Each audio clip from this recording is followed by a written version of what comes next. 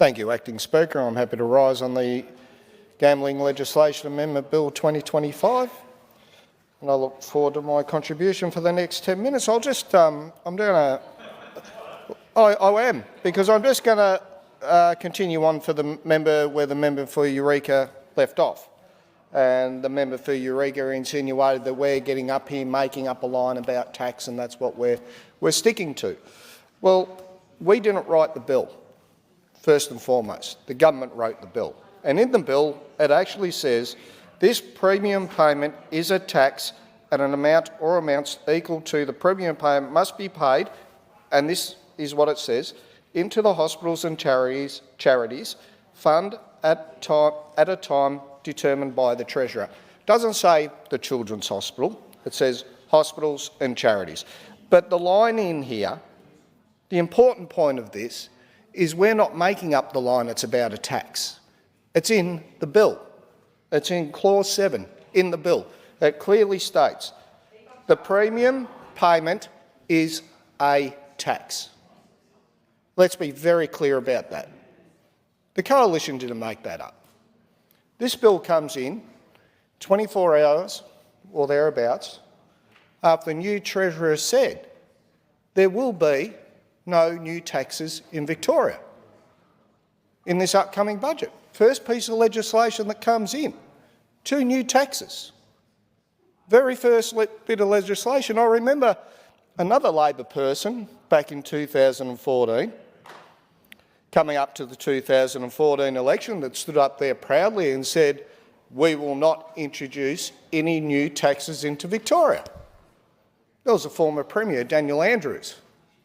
Well, 60 new or revised taxes later, here we are.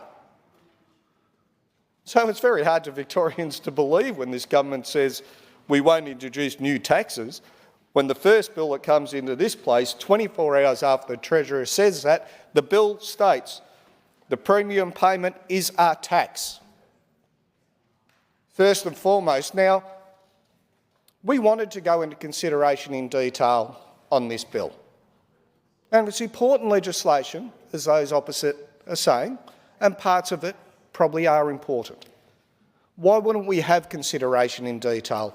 I've heard the excuse, we can't do it, the members in the other House. But we can move a motion and get the member to come into this House. We did it today. We had the Treasurer in here. So why can't we do it for this bill? We just heard the member for Eureka get up and say how important it is. Then back it up.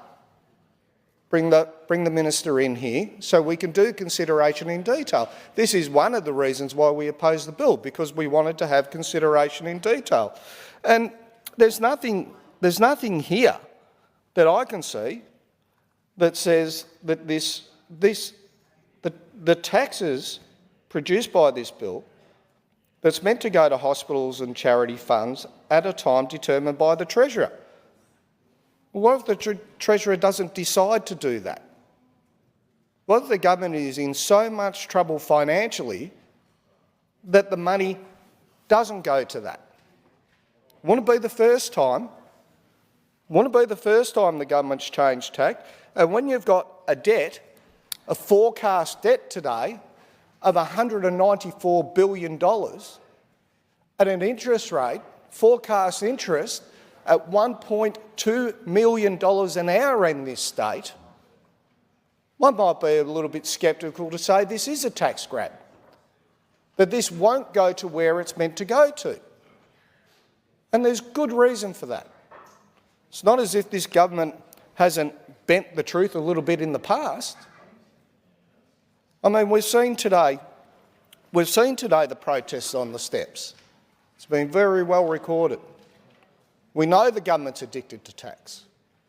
And those will get up and say, well, the volunteer fire service levy, you know, it's for volunteers. It's not. It's not for volunteers. It's to fill a black hole in the budget. I mean, we've heard the budget surplus was meant to be $1.5 billion, but now it's only $600 million. So we lost $900 million somewhere along the way. Who's to say that the revenue created from this bill won't fill another black hole? There's no guarantees here. There's no guarantees as far as this goes. And this is the problem with the bill. We're seeing thousands of people out the front today that are struggling, seriously struggling, and no more than the farmers. We're there via volunteer services levy. Some farmers will be paying $10, $15, $20, up to $30,000. That's pretty tough to take when they've got to buy in water. They've got to buy in fodder for cattle. That's why the protest was there today. Let's be very clear about that. The protest was there because they are struggling right throughout regional Victoria. And for anyone to dismiss that protest today, I think is probably a little bit naive, and I'd be very careful of members on the other side publicly stating anything about that protest today, especially if they're in a marginal regional seat, because that may come back to bite them in 2026 very hard, because the people out there are angry today, and for good reason, for very good reason. They don't trust this government, and why should they? Because 24 hours ago they said there'll be no new taxes, and here we are today with a new tax. It's straight off. If the government, why doesn't the government do this for a change? If the body of this bill is so important, but the taxes are the dispute in the bill or the debate in the bill, separate the bill. Put the good stuff in a separate bill and then put forward the real reason you want to introduce it, the taxes attached to it. Put in the harm minimisation. Put in all those things that are socially acceptable and are better for the community in a separate bill, because then you'll get the support. And here's the really valid point. It happens all the time with bills. The government wonders why we oppose so many bills, because some bills that come through actually have good stuff in them. We know it will help Victorians. We know it will help harm minimisation or addiction or those things. But then they always put in this crappy part where we can't support it. And I would love to, I could have gone worse parliamentary than that, but I didn't. I would love to see the government do that sometimes. Just separate the bills, put out the good stuff, put it forward, let us support the bill that's going to help people. But don't try and put in the rubbish into a bill that's meant to be for harm minimisation. It's really quite that simple, and I don't know why the government doesn't take that approach. Maybe they just want to sneak it through. Maybe the Treasurer thought, we'll get through another tax, even though 24 hours later I said no new taxes. Daniel Andrews said no new taxes, 60 taxes later. And this is the problem with the government. They always put the sneaky stuff in, and then we get crucified about being the bad guys because we don't support the bills. Could have come to consideration in detail. We could have asked the minister. And I've said this before and I'll say it again, I'll give the member for Essendon credit. When he had an important bill that he wanted to get through, he sat in that chair for 2 or 3 hours and he did consideration in detail because he knew that work cover bill was important. He knew, and he's the only minister out of everyone over that side that's had the guts to do it. And I think more ministers should do it.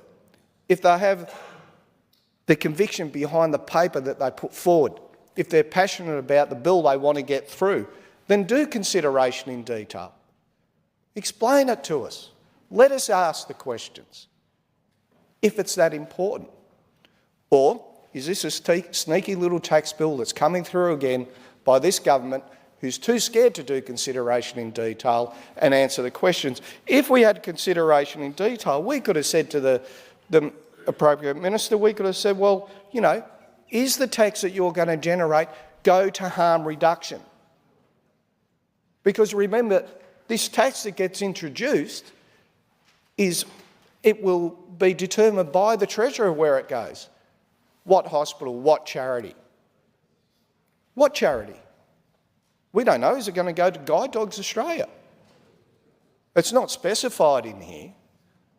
And this is the point I'm making to the government. I know people on that side, they'll get up here and they'll beat us up again today about refusing a bill, but you keep putting sneaky stuff in there where we have to oppose it. Stop being sneaky. Put the good stuff through in a separate bill. Put the stuff through that is going to minimise harm. That's why we oppose it.